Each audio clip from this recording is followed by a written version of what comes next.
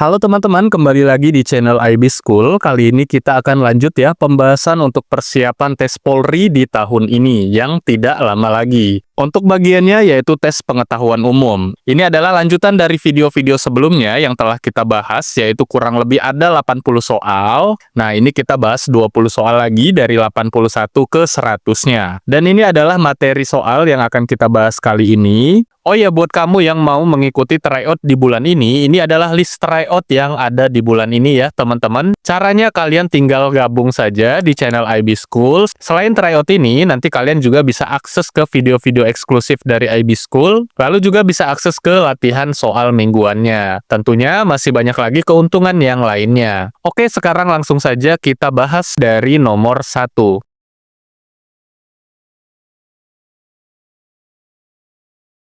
Soal nomor 1. Koperasi adalah badan usaha yang didirikan untuk meningkatkan kesejahteraan anggotanya. Apa prinsip utama yang menjadi dasar koperasi menurut Undang-Undang Nomor 25 Tahun 1992? A. Keuntungan pribadi, B. Keuntungan maksimal, C. Persaingan bebas, D. Kekeluargaan, E. Hierarki yang ketat. Nah, teman-teman, kira-kira jawabannya yang mana? Ini tentang koperasi ya, masuknya ekonomi, pengetahuan umumnya. Koperasi juga tahun sebelumnya muncul, teman-teman. Jadi undang-undang ini, teman-teman, yang nomor 2 tahun 1992, ini tepat ya, ini itu yang mengatur tentang koperasi, di mana itu ada beberapa prinsip, teman-teman. Yang mana yang pertama itu, keanggotaannya itu bersifat sukarela dan terbuka. Lalu yang kedua, itu prinsipnya adalah pengelolaannya itu secara demokratis. Lalu yang ketiga, itu pembagian sisa hasil usaha atau di sini mimin singkat SHU-nya itu harus secara adil berdasarkan kontribusi anggotanya. Lalu yang keempat itu kemandirian, lalu yang kelima kerjasama antar koperasi dan masih banyak lagi sebenarnya teman-teman. Tapi ini secara umum yang sering keluar ya. Nah, di mana kesemua ini teman-teman itu memiliki asas, di mana asasnya adalah kekeluargaan. Jadi yang paling tepat di sini prinsip utamanya itu adalah yang D ya, yaitu kekeluargaan. Kita lanjut ke soal berikutnya.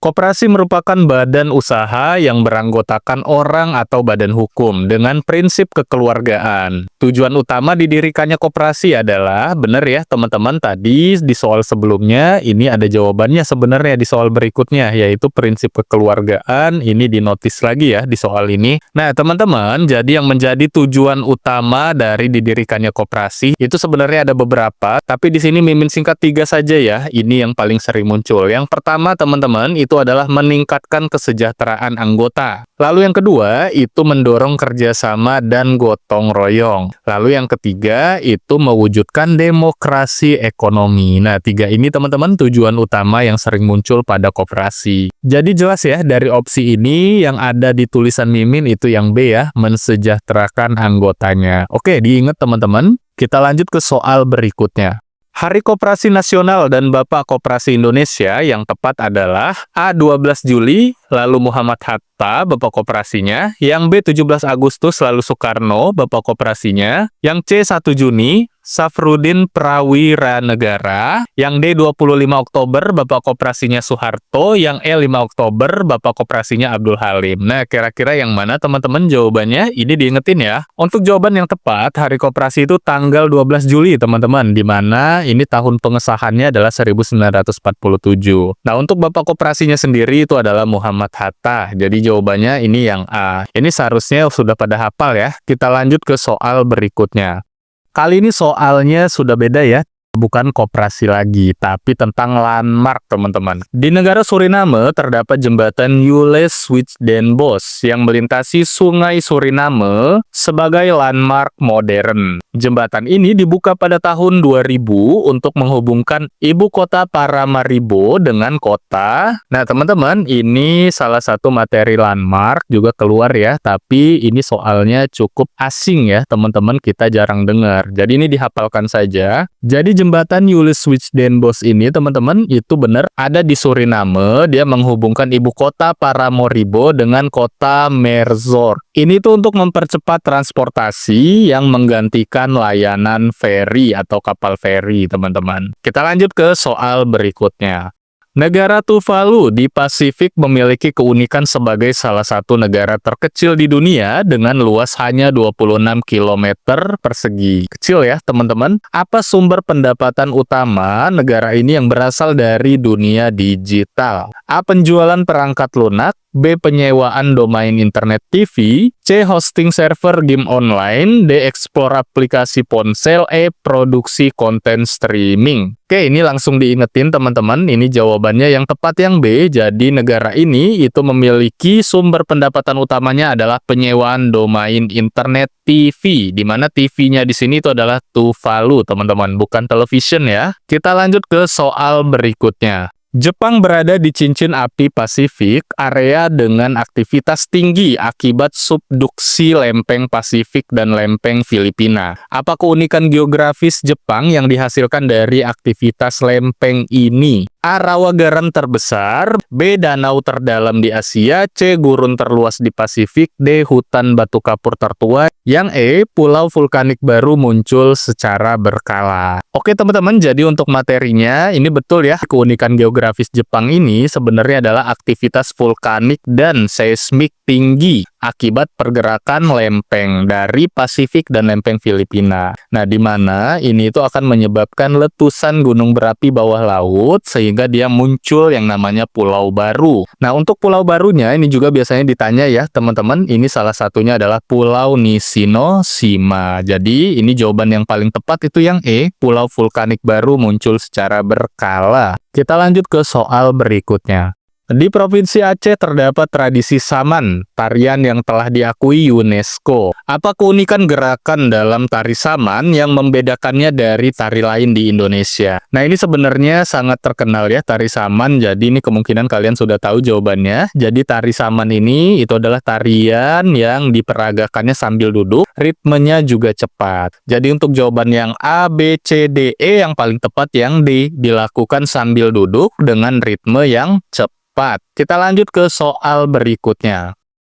Siapa nama lengkap polisi legendaris yang menjadi inspirasi Hugeng Award yang pernah bertugas di kota Surabaya di tepi Sungai Berantas pada 1960-an? Ini langsung saja dihafal, teman-teman. Untuk yang A, Hugeng Joko Widodo, jelas salah. Yang B, Hugeng Santoso Wijaya, jelas salah. Yang C, Hugeng Abdul Rahman, jelas salah. Yang D, Hugeng Susilo Bambang, jelas salah. Berarti jawabannya yang E ya, Hugeng Iman Santoso. Di mana dia menjabat dari tahun 1968 sampai 1971.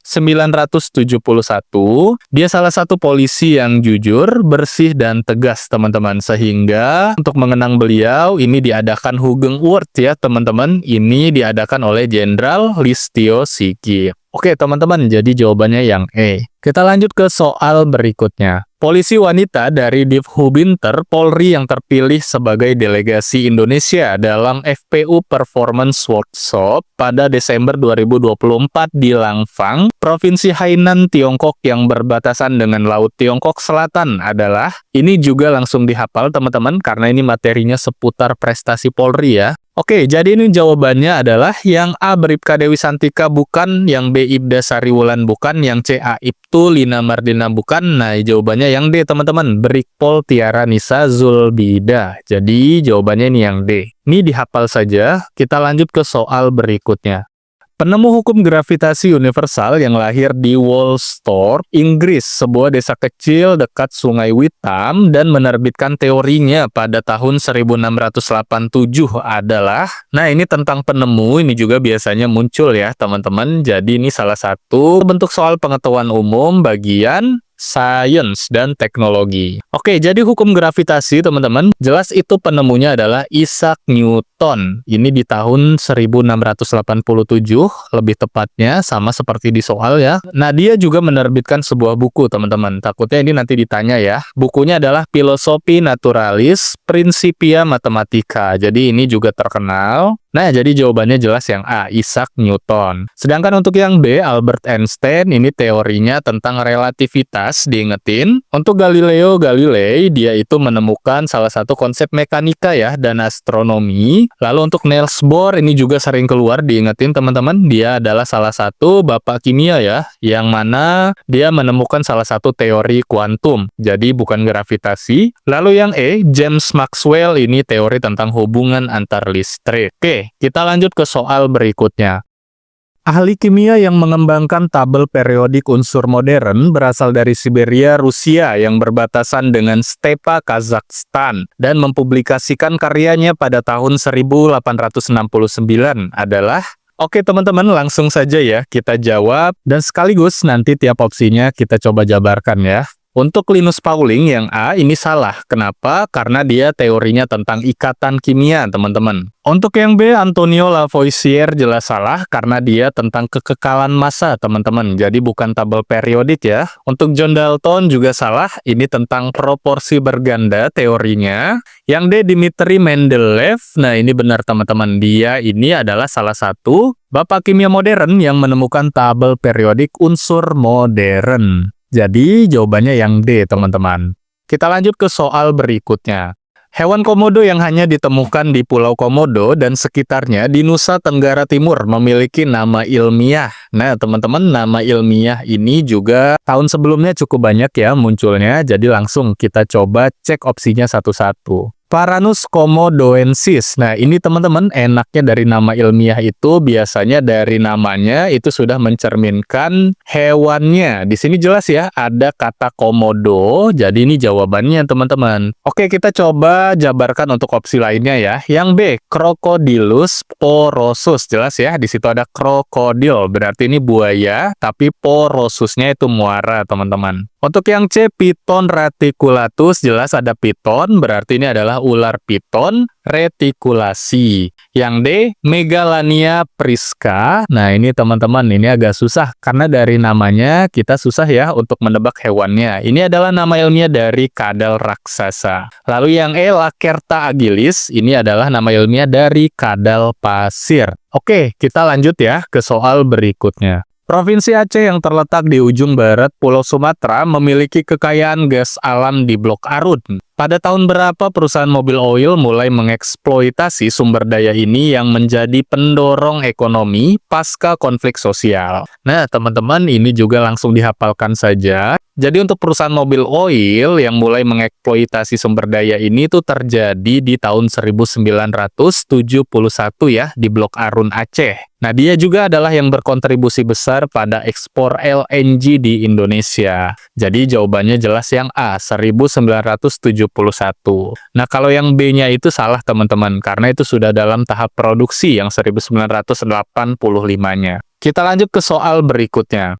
Lapisan atmosfer yang paling dekat dengan permukaan bumi dan tempat terjadinya cuaca disebut troposfer. Lapisan ini memiliki ketebalan sekitar 8-15 km dan suhunya semakin menurun dengan ketinggian. Lapisan berikutnya setelah troposfer adalah, nah teman-teman ini juga sering muncul ya lapisan atmosfer, jadi silahkan dihafal. Yang A, termosfer ini jelas salah teman-teman, karena dia berada di atas mesosfer. Dan ini adalah salah satu tempat yang berisi ion-ion untuk memantulkan gelombang radio. Lalu untuk yang B, mesosfer ini salah teman-teman, karena dia ada di atas stratosfer. Ini tempat terbakarnya meteoroid. Yang C, stratosfer, nah ini teman-teman, ini tepat. Dia berada di atas troposfer, dan ini adalah salah satu tempat terbangnya pesawat ya, teman-teman. Di mana nanti untuk cuaca, terjadinya cuaca itu ada di troposfer. Jadi seharusnya aman ya, teman-teman, tempat terbangnya pesawat. Lalu yang D, eksosfer, ini itu adalah yang paling atas atau paling luar yang berbatasan dengan luar angkasa langsung. Lalu yang E, ionosfer, ini salah, karena dia adalah salah satu bagian dari termosfer sebenarnya, tapi dia mengandung partikel bermuatan listrik. Oke, kita lanjut ya ke soal berikutnya.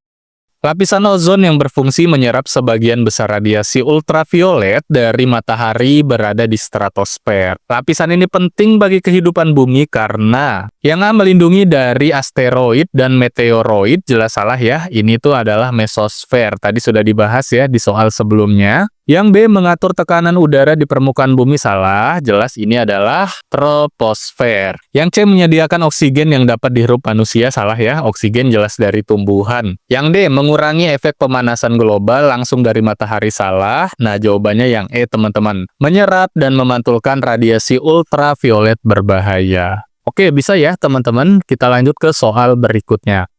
Tanah terdiri dari beberapa lapisan yang memiliki karakteristik berbeda seperti humus, tanah liat, dan pasir. Lapisan tanah yang paling subur dan kaya akan bahan organik disebut A. Horizon A, B. Horizon B, C. Horizon C, D. Horizon O, yang E. Horizon R. Nah, teman-teman, jadi ini sudah masuk materi lapisan tanah. Ini materinya ada di biologi biasanya. Atau geografi juga biasanya ada ya, teman-teman. Oke, langsung saja kita cek per opsi. Untuk yang A, horizon A, ini langsung dapat jawabannya, teman-teman. Ini adalah lapisan tanah yang banyak humus dan paling subur. Sedangkan untuk jawaban yang B, horizon B, ini salah ya, karena dia hanya sedikit bahan organiknya. Jadi ini kurang subur, teman-teman, sebenarnya. Untuk yang C, horizon C, jelas salah. Ini adalah batuan lapuk, teman-teman. Yang D, horizon E, ini salah karena dia bukan lapisan inti dari tanah, dia beradanya di atas tanah. Lalu yang E, horizon R, ini adalah lapisan terdalam, teman-teman. Dia terdiri dari batuan dasar. Oke, kita lanjut ke soal berikutnya. Erosi tanah dapat menghilangkan lapisan atas tanah yang kaya akan nutrisi dan humus. Faktor utama yang menyebabkan erosi tanah secara alami adalah A. Polusi udara dan limbah industri, salah teman-teman. Yang B. Curah hujan tinggi dan angin kencang, jelas ini jawabannya. Ini adalah penyebab erosi tanah secara alami. Ingat ya, di situ ada kata alami, jadi ini jawabannya air hujan dan angin. Ingetin teman-teman, untuk yang C, penggunaan pupuk kimia berlebih, salah karena ini bukan alami. Yang D, penanaman pohon secara terus-menerus, jelas salah. Yang E, peningkatan kadar garam dalam tanah, ini jelas salah. Oke, lanjut ke soal berikutnya. Bumi terdiri dari 3 lapisan utama, yaitu kerak bumi, mantel bumi, dan inti bumi. Lapisan yang paling luar dan menjadi tempat tinggal bagi makhluk hidup disebut. Nah, teman-teman, ini juga sering muncul. Ini juga materinya sering Mimin bahas ya di soal-soal pada video sebelumnya. Kita langsung ke jawaban. A. Inti luar. Salah ya, ini bukan lapisan paling luar karena dia ini berada di lapisan inti, teman-teman. Lapisan ini adalah lapisan cair yang terletak di dalam bumi. Untuk yang B, inti dalam, juga salah karena ini adalah salah satu bagian terdalam bumi, teman-teman. Di mana di sini sangat panas ya, teman-teman, dan juga padat. Yang C, mantel atas, jelas salah karena dia di bawah kerak bumi. Yang D, kerak bumi, jelas ini jawabannya. Ini adalah lapisan paling luar yang menjadi tempat tinggal kita. Jadi jawabannya yang D. Sedangkan untuk yang E, astenosfer, ini tuh salah. Kenapa? Karena dia adalah bagian dari mantel bumi atau mantel lunak, di mana dia tempat terjadinya pergerakan lempeng. Kita lanjut ke soal berikutnya. Inti bumi terdiri dari 2 bagian, yaitu inti luar yang cair dan inti dalam yang padat. Komponen utama yang menyusun inti bumi adalah...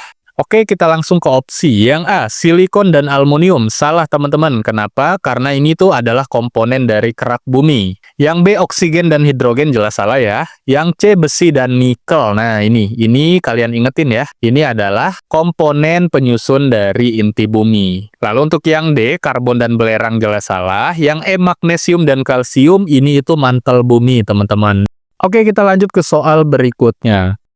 Mesir adalah negara di Afrika Utara yang memiliki sejarah panjang dan budaya yang kaya. Mata uang resmi yang digunakan di Mesir adalah A dinar, B pound, C rial, D dirham, E peso. Oke teman-teman, ini salah satu materi tentang mata uang negara-negara ya, teman-teman. Ini juga silahkan kalian hafalkan, biasanya di pengetahuan umum itu muncul. Oke, langsung saja kita cek per opsi, teman-teman. Untuk yang A, dinar. Nah, dinar ini salah ya, karena ini adalah salah satu mata uang yang ada di beberapa negara Timur Tengah. Contohnya seperti Aljazair, Jordania, Irak, dan lain-lain. Pound, nah ini teman-teman betul ya. Ini adalah mata uang dari negara Mesir atau Egypt. Ini berlaku sejak era kolonial Inggris. Lalu untuk yang C, rial, ini salah teman-teman karena ini adalah mata uang dari negara Timur Tengah juga, di mana diantaranya seperti Arab Saudi, Qatar, dan lain-lain. Untuk jawaban yang D, dirham, ini juga salah teman-teman. Karena ini adalah mata uang dari negara Uni Emirat Arab, Maroko, dan masih banyak lagi yang lainnya. Lalu untuk peso, ini juga salah ya. Karena ini adalah mata uang dari negara-negara Amerika Latin. Di antaranya yaitu Meksiko, lalu Uruguay juga itu memakai peso mata uangnya teman-teman. Oke teman-teman, sekian pembahasan kita kali ini. Jangan lupa subscribe channel IB School agar kalian tidak ketinggalan info dan soal terupdate seputar tes Polri di tahun 2025. Terima kasih.